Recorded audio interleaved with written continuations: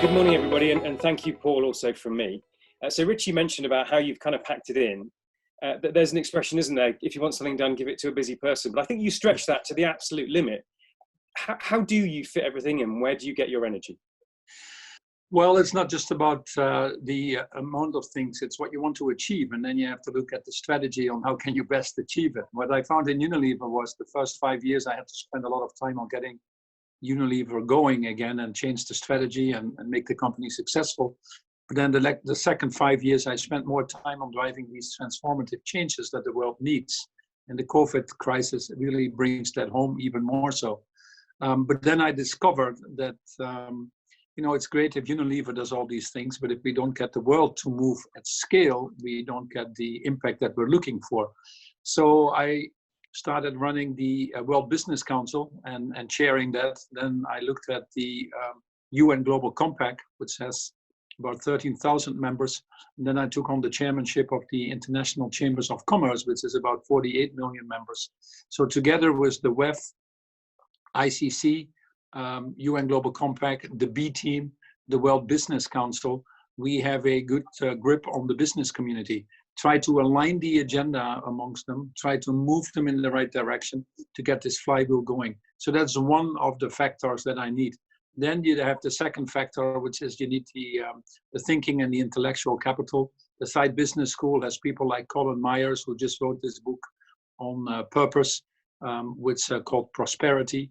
And there's a lot of thinking there. I'm part of the Hoffman Institute at INSEAD on the board of ESA. So I work on the academic side to be sure that we also get the input there. And then I created Imagine, which is really to look by industry, and we can talk about that later, get the CEOs together at critical mass to drive transformative change. So all of it goes in the same direction. I firmly believe that we are in a difficult period from a governance point of view, where it's increasingly difficult to solve these global issues in the absence of a decent structure of global governance. And I believe firmly that business needs to step up to fill that void and move into a more responsible business model. It has never been clearer in the last few months, obviously, but that is where I can, at this point in my life at least, make the biggest difference. Paul, you mentioned so many different facets here around what, how you spend your time and the direction that you push in. What's the one thing that you would say keeps you up at night around the current situation? Well, it actually boils down to the Sustainable Development Goals. The Sustainable Development Goals have as overall objective to not leave anybody behind. It's a plan to irreversibly eradicate poverty and do that in a more sustainable and equitable way. I personally won the lottery ticket of life. I grew up in a country where the education was paid for by the government, where I had, fortunately, food, so I didn't have to deal with issues of stunting. I had access to sanitation and clean drinking water. And as a result, I'm sitting here, but that's just a small minority in the world. I've done anything for it myself other than being born in the right place, in my case, the Netherlands. So we cannot make this world function if we don't fight for dignity and respect for everybody, equity for everybody. So what keeps me up at night is this drive and this need, this desire to create an inclusive world that functions now and for generations to come. And that's what we need to continue to fight for. I think COVID, more than anything else, has shown us the social inequality that is there in the world, has brought it to light even more so than many people were aware of. And if too many people in any system feel they're not participating or if they're excluded, they ultimately will rebel, and that's what you see happening in this world. COVID actually is a bigger challenge now, because we've seen really demand take off down, significantly down, and we see disruption in the way consumer spending patterns are right now, and as a result of that, you see this high level of unemployment. You saw the US figures yesterday, a 9.5% drop, was never seen before in the history of mankind. This is a crisis where we are creating and pushing back a lot of people again into poverty. Oxfam calculates about 500 million potentially. Unemployment will be high, especially amongst young people. So we need to focus on this social cohesion, on this inclusion, now a racial dimension to it as well, to be sure that we create as well that we can all live in harmony with our fellow citizens, but also with planet Earth itself. So, Paul, you choose to put a huge burden on your shoulders.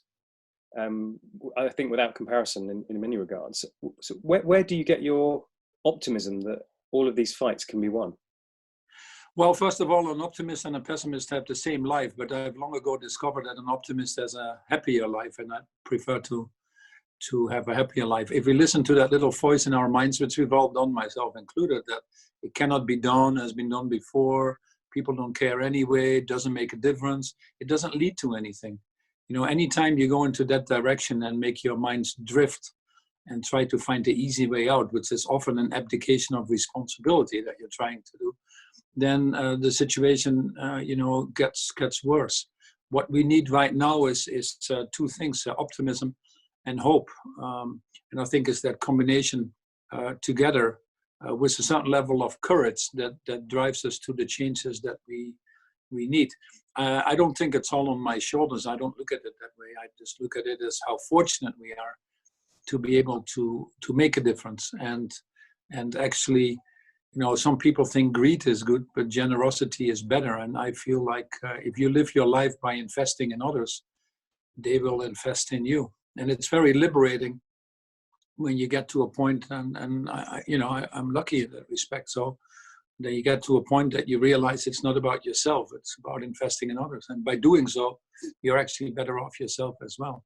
So it's a very fulfilling life. And the stronger your purpose is, which we're all working on throughout our lives, I think the easier it is to carry what some might see as a burden. I see it as a gift of being able to share, to help others. It's actually very selfish, by the way. It's not generous at all, because it makes us all feel good. And if we can do that and spread that goodness, which needs a certain level of optimism and hope, I think we can all make our own contributions in making this a better world and have a fulfilling life. And that's very satisfying. That's why we're here, after all. Paul, you talked about, we are all seeking our purpose throughout our lives and careers. Take us back. I mean, or join some dots for us in your life, and in particular, how you ended up in the sort of positions that you had been. What were some of the lessons you've learned along the way? And did you ever want to become a CEO at the end of the day? How did that all happen? Well, there's a lot in there, Richie. That's the topic for a few hours. So I'll try to do it very quickly. But I believe life is a little bit about serendipity. So and it doesn't go the way you plan it. I'm actually not a very good planner. But what I try to do is I try to look at create options, and then I pick one and don't look back. And the more you put yourself into things and be positive, the more you create options, I think. And then life is a little bit of serendipity. I couldn't have told you how my life would have gone. I grew up in the Netherlands, and in 1956 I was born, which actually, I thought it was a long time after World War II, but it actually wasn't. I just visited my 91-year-old mother last week in the Netherlands and dove back into the history of my parents. And because as you get older, you become a little bit more nostalgic. And what happened in the Second World War.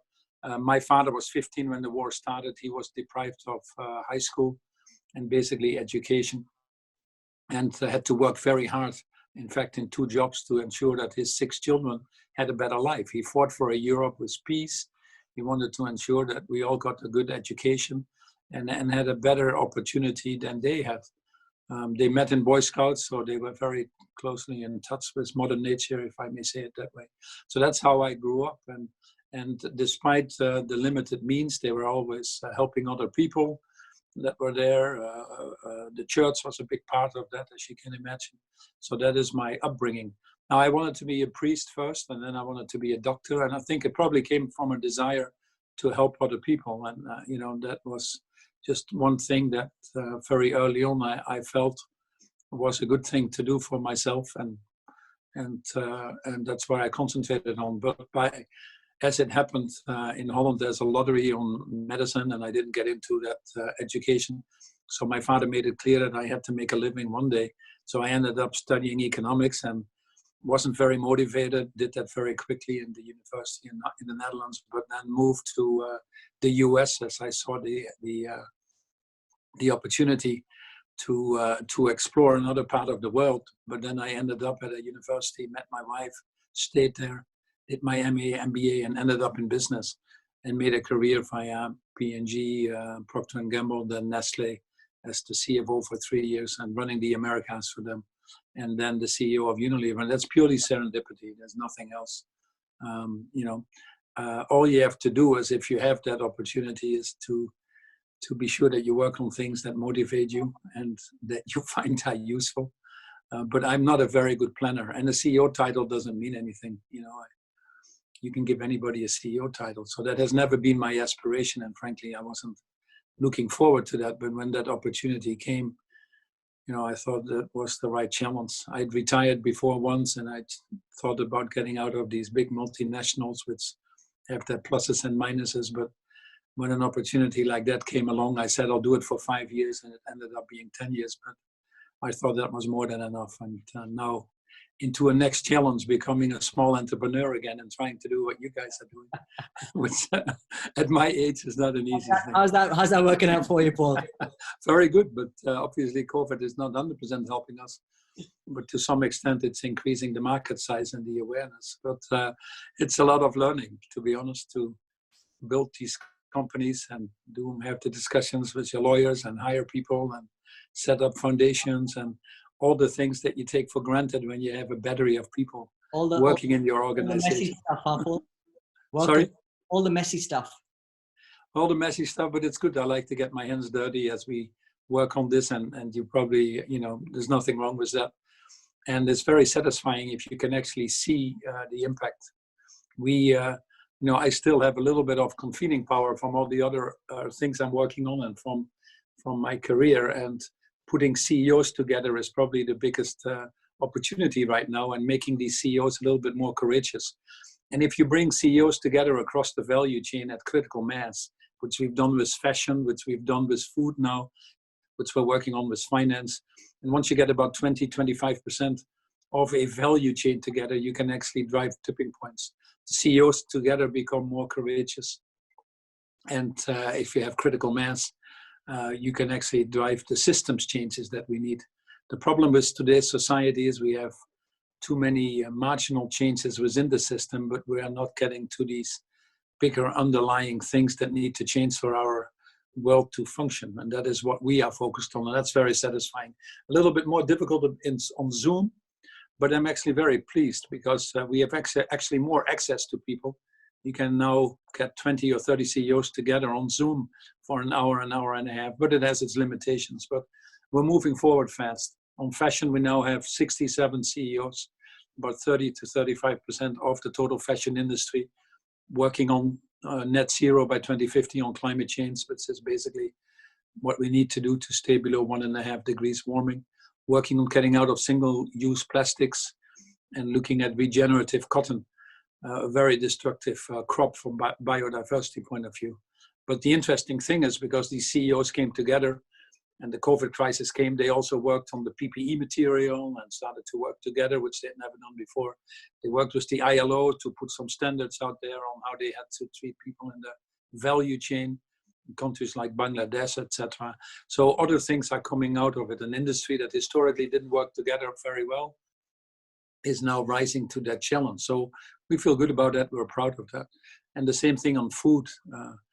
We're trying to see how we can make agriculture carbon positive. Right now, it causes about 20-25% of climate change. The biggest driver of that is obviously deforestation, food waste, our insatiable appetite for meat, and the way we produce this unsustainably. And at the same time, we keep the farmers in poverty. Most of the 820 million people that go to bed hungry are actually subsistence farmers, as you can imagine. So we're focused on livelihoods and try to improve that. And we're focused on getting our food and land use systems to be carbon positive. It could be about 30% of the solution. In fact, I would argue we cannot get to the 1.5 degrees if we don't take nature-based solutions into account. And the food system is the most important driver of that. So within a very short period of time, we are collectively tackling the food crisis in Africa, East Africa especially. They had locust climate change, COVID. We're looking at Brazil on how to decelerate the deforestation and the consequences of the Bolsonaro regime. We're looking at Europe and the Green Deal and how we can accelerate that. And when you have these CEOs together, you get access to people, you get others who want to join, you create that positive momentum that we should have in life. And that is where my optimism and hope comes from. Wonderful. So, Paul, you've mentioned COVID a few times. I just want to get your sense on the balance of that. So clearly it's a distraction and a disturbance, but also from my point of view is maybe given a bit more reflection time. And so the Black Lives Matter conversation has maybe had a bit more oxygen for that. So I'm drawing on James's question as well, which has been upvoted to the top. What are some of the positive aspects of COVID that you think will become a new norm? Well, I mean, it is what it is. And like, I don't want to use the cliche, never waste a good crisis, but COVID is predictable. The black swan is not COVID. We've had SARS, we've had Ebola, we've had Zika, and now COVID. And they're all diseases that are coming from the animal world. And it's basically an encroachment by us on the natural world by destroying the natural world. So this is a particularly nasty one. We couldn't have designed a worse one than COVID. But we've had these pandemics every 3 years, and we're on course to continue to have those. The black swan here was not COVID, as I said, but was actually the inability of our global governments to cooperatively work together to do something about it. And it's silly to think that we are now post-COVID and how to go back to normal. First of all, pre-COVID wasn't normal. We were doing things that led to COVID. We were doing things that destroyed the planet at a much faster rate than the planet could replenish itself. And, we were on a trajectory of 1 million species becoming extinct. We were on the trajectory of 4.5 degrees on climate change. So COVID is a good warning. I think for the first time in a few lessons of COVID is that people now understand that you can't have healthy people on an unhealthy planet. And for the first time, people see better this correlation between biodiversity, climate, human health, the economy, now the social dimension and racial dimension added to it. So this, to some extent, the fact that it is more holistic, that it is actually complex, that a lot of systems seem to be breaking down, I think is actually positive. Because before COVID, we were making improvements, but we weren't going at the scale and speed. We were playing not to lose versus playing to win. We were doing baseline management. And sure, every company had a climate change plan, and every company showed that they were doing something about recycling or treating their people better. But collectively, it certainly didn't add up. So COVID has brought this broader awareness and a higher sense of urgency that we need to seek. The second thing that is good about COVID, if you want to, it brought to the foreground the social and now racial dimension as well. As I said before, any system where too many people feel they're not participating or excluded from will rebel against itself. And we've seen actually that the gig economy and all that left a lot of people vulnerable. Over 60% of the world population is in temporary jobs. And that's not even counting the 2.5 billion people that are in marginal jobs that don't even show up in the statistics. And what this crisis has shown is that the people we need most, the healthcare workers, the transport, the people that provide us food and work on the land, were actually the lowest paid. So hopefully we'll get some lessons for that and help us accelerate this new social contract, moving away from this, from the few versus and moving towards the many. And we had created a society where you had islands of prosperity in a sea of poverty.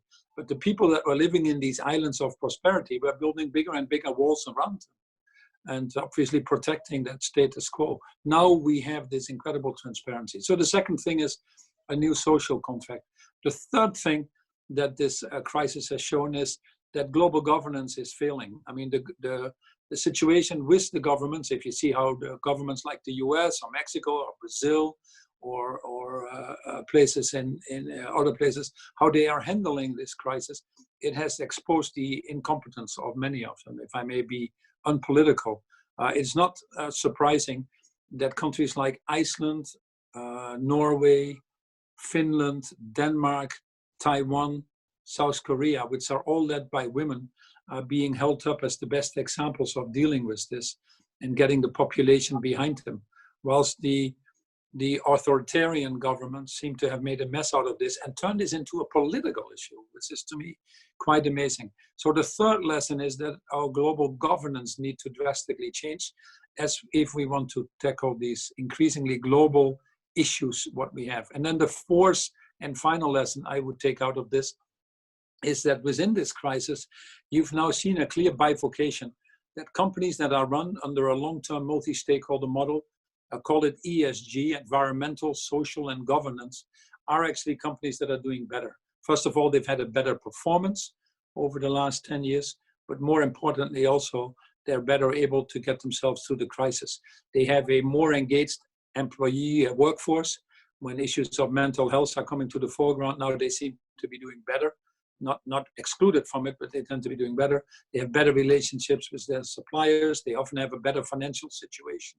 They haven't leveraged up their balance sheets to the tilt. And these companies are able to navigate these choppy environments, and I believe coming out stronger. And you see that happening, and that's not surprising as a result that you also see increasingly the financial market moving because they follow the opportunities. And these opportunities are clearly now towards these more responsible companies. So these are all the things that we need to think through and that we need to capitalize on in an environment that is going to be different. It's very hard to predict. I don't think there is a post-COVID. COVID will be with us for a long period of time. And you see that in the spikes coming back now again. And before we are able to find a vaccine that inoculates the total world population, because it is a global issue, it will take a while. And that's just the reality. So we have to live with a period with COVID. And I think there are three things that we know for sure in the sea of uncertainty. Is the first one is that technology will play a bigger part. We've accelerated in the last 3 months what would have taken us 5 or 10 years in many instances. The second thing will be a bigger role of governments. The governments have spent over 10 trillion just to stabilize these economies and will absolutely need to spend significantly more, if not the equivalent amount, to ensure that we get demand back and handle these issues of unemployment, etc. So you get a bigger role of governments. And then the third thing is a different environment on global governance that I talked about. So these things are definitely going to be the case, but how each company responds is difficult to see right now. But the companies that are operating under this multi-stakeholder longer-term framework and have a strong purpose, not surprisingly, will be the ones that will be clear winners. There's no question about it. And Paul, you know, in terms of the multi-stakeholder organizations, in fact, Raju Nair's got a good question on that front. Now, you clearly have worked for some of the greatest organizations that have had that sort of movement at the heart of their DNA. So specifically to Raju's question, you've worked at some of the greatest FMCGs, P&G, Unilever, Nestle, etc. And they've all been very different in their own ways. So what would you say are some of the key takeaways, perhaps one for P&G, one for Unilever, and what are your sort of key learnings that you've had during the time there? Well, I don't want to compare these companies right now because I won't make many friends in some and probably more friends in others, and that's not the purpose of this talk. But all these three companies are built to last. I've been very fortunate. You know, when I was born, the average length of a publicly traded company in the US was 67 years.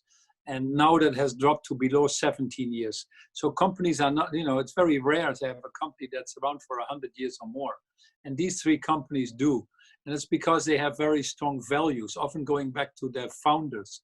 And they have a very strong purpose, different for all of them, you know, but differently verbalized. But it basically boils down to having a positive impact, solving the world's problems. Colin Meyer put purpose very well when he said the definition of purpose is to profitably solve the issues of people and planet. And I think these three companies that you mentioned have that very well ingrained. Their cultures are obviously totally different. The cultures are a function of the country you started in, your business models, some of the history with the founders. So the cultures are different, but the values and the purpose statements are pretty well aligned. And that's been a privilege to work for all of them. And I think these companies are not the ultimate of what succeeds. These companies were probably earlier in the CSR space, earlier in trying to be less negative, but I would not call out any of them as being positive. Right now, we have discovered that we have used more of the Earth's resources than we can replenish. We have discovered that our growth was actually driving more disparity, more income inequality, more exclusion. So now these companies need to look at their models as well and say, what can we do to drive it towards a positive impact? And that needs to happen in the next 5-10 years. We simply don't have more time. And are these companies able to make that transition, which is the most difficult one, requires the most courage, a level of discomfort, if you want to, going beyond the safe space? Are they able to do that? The future will tell. But that's their challenge as much as anybody else's. So, Paul, I love the way that you don't pull any punches. So let's get a little bit controversial for a second. You said some things about Facebook. Would you like to expand on that? Well, I've always said in the future, now that building on the previous question from Richie, Mark, companies, less bad is not good enough anymore. Less bad is still bad. Or thinking that you're good because you're not bad is not either right. You need to be good to be good. You need to be regenerative in agriculture. You need to be carbon positive. You need to be sure that you close the inequality gap. So most companies still stay in the CSR space at best, where they are taking responsibility of everything under their control, but it's very narrowly defined. In Unilever, the things under my control were only 4 million tons of CO2. But if I looked at the whole value chain and the effect we had on food waste or deforestation, or people taking showers at home and heating water, whatever it is, we had 400 million tons. So many companies still think that they can outsource their value chain and also outsource their responsibilities.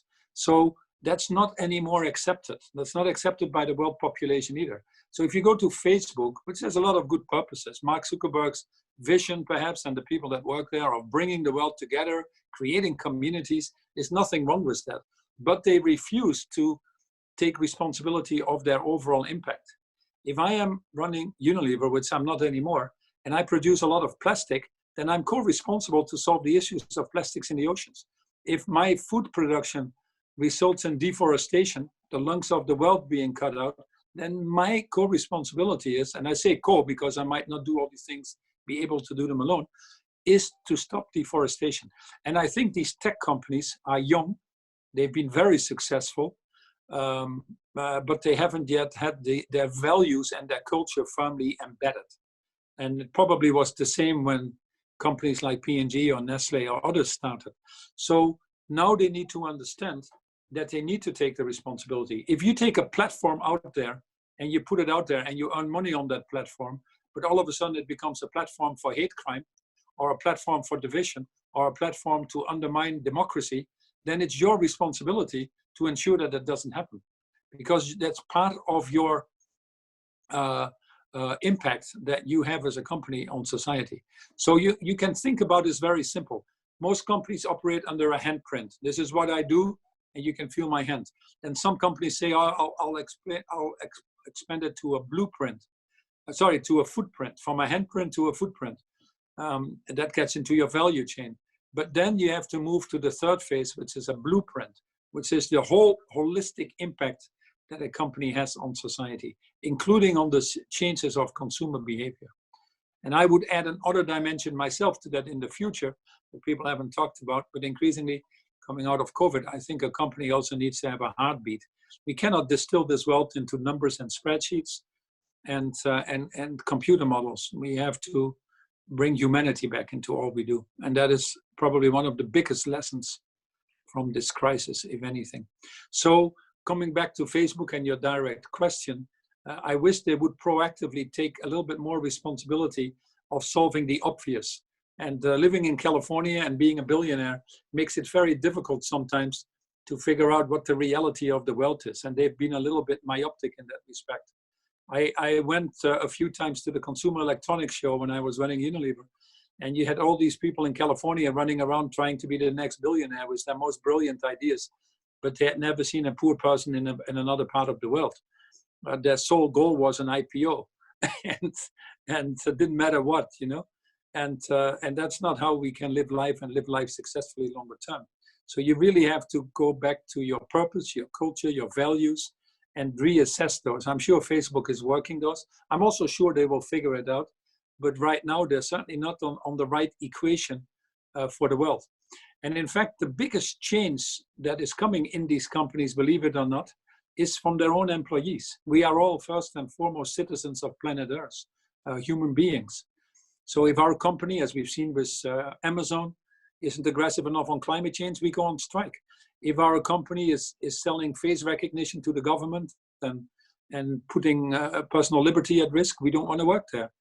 If our company makes wonderful mattresses, but it sells it to the border control, which separates Mexican families from their children, we don't want our company to sell to them. And increasingly, you see this employee activism, which is going to be the biggest trend in the future. Companies, to succeed longer term, not only need to have this positive model, but you'd agree with me, they also need to have a very engaged workforce. And that always was my number one priority in Unilever, to become the number one employer in most countries we operated, which we succeeded, and having an engagement score always in the top tercile, which we succeeded from admittedly a low base when I came. But that's the most important thing. So the biggest change will come, I think, actually more so than people realize, from this employee activism. And then Facebook is not excluded from that. So hopefully they take the lessons. Normally, many of these leaders have enormous qualities.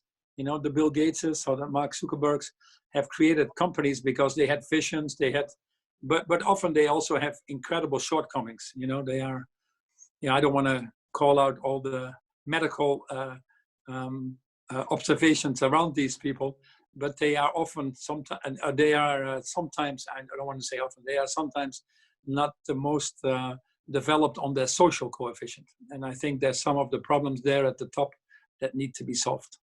Yeah. Paul, what a comprehensive answer there. And I know I'm very conscious of time and your time. So I want to turn the conversation to you and potentially how you see the next couple of years play out for yourself. Perhaps what are some of the key things that you're hoping to achieve? I know we've spoken a lot about your various business activities, but sort of more holistically than that, what would be the next sort of thought processes you have over the next couple of years? Well, in the spirit of my previous answer on your career, etc., I don't plan out for 5 or 6 years, but I need to have a little bit more balance. And I think the COVID period has allowed us to reassess how we work. I was going around the world, as you know, 80% of the time, living in airplanes. I had become a master in sleeping at night in airplanes, transporting me from one continent to the other so that I wouldn't lose any time. I think there's a little pause and reflection has been helpful to think how we can actually achieve more in a better way. I don't think we will be entirely want to be Zoomies.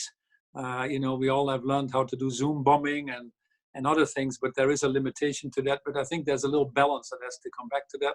And it also provides space, then it provides space to read a book, to exercise a little bit more, to work more with your family, because you actually have to, and I've been very bad at that, may I say, but you have to invest in your own sustainability as well if you're preaching sustainability to the world. I've always thought that was selfish to spend time on yourself, but actually it's actually not. You need to invest in yourselves to be able to do much more in all the other things that the world is asking for. But then, I come back to the same thing. I've been very fortunate that I'm in a position to do something about it at scale.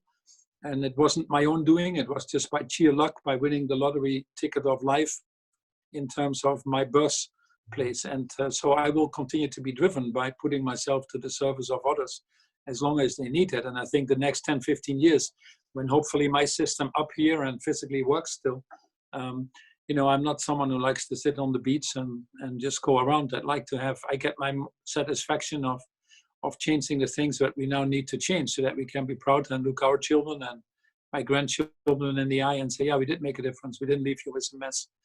And spent more time there, probably more time on the youth and empowering the next generation, creating the next cadre of leaders that we need to pull forward. That's why I'm so much into the education side.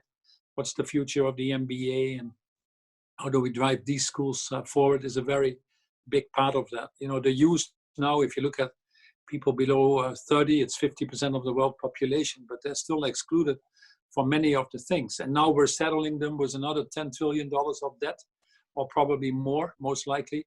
And yet we still don't include them. It's their future. And it's silly just to give them only the problems and to pile them up and now adding the debt to that.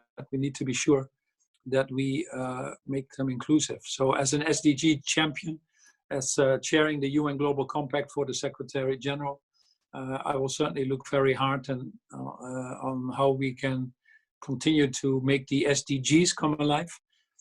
Climate change and inequality being the biggest drivers, but also with a strong component on including the youth. And as it happens today, I have a webcast with the YPO, the Young Presidents Organization, and with Nexus. Nexus is a wonderful organization of the younger people that are the children of high net worth individuals. It is what it is.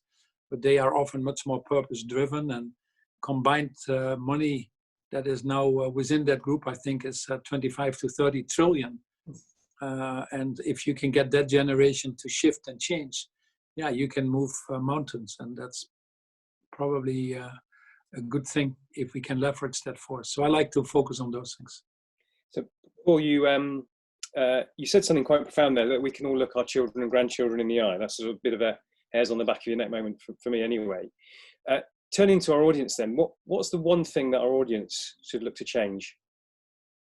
Well, it's not for me to tell everybody, because the audience, the fact that you're here is because you care.